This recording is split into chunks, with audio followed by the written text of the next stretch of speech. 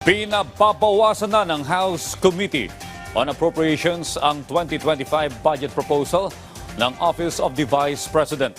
Ayon sa isang kongresista, may dalawang pangunahing dahilan umano kung bakit sila nagdesisyon na irekomenda ito. Yan ang ulat ni Mela Las Moras.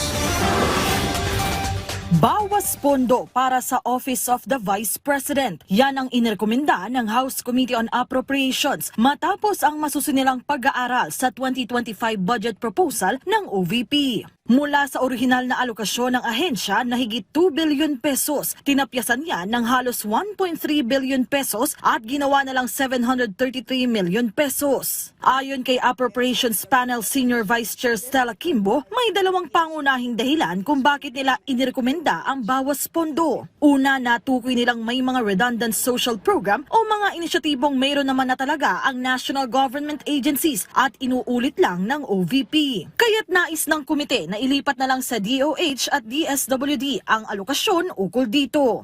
Ikalawa, natukoy ring napakaraming satellite offices ng OVP na nagpapadagdag lang daw sa gastos ng ahensya kahit hindi naman umano kailangan. Pero ang tanong ng ilan, nakaapekto rin ba sa desisyon ng komite ang pamboboykot ng OVP sa budget hearing kamakailan?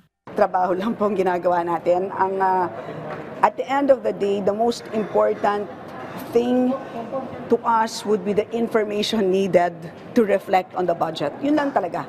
So, to the extent na yung absence niya did not shed light on many issues, yun sa aking palagay ang naka-affect. Yung kakulangan ng information.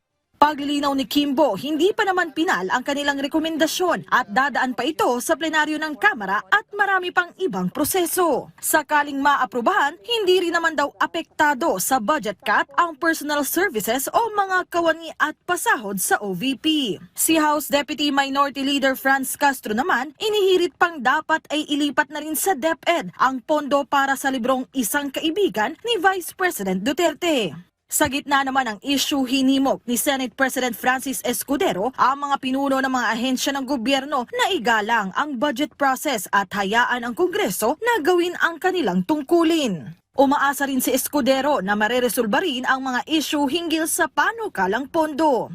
Sentimiento naman ni Senator Sherwin Gatchalian. Kawawa naman yung mga empleyado nila at dahil mayroong mga empleyado ang Office of the Vice President, kailangan sila sumweldo, kailangan rin ng benefits para sa kanila.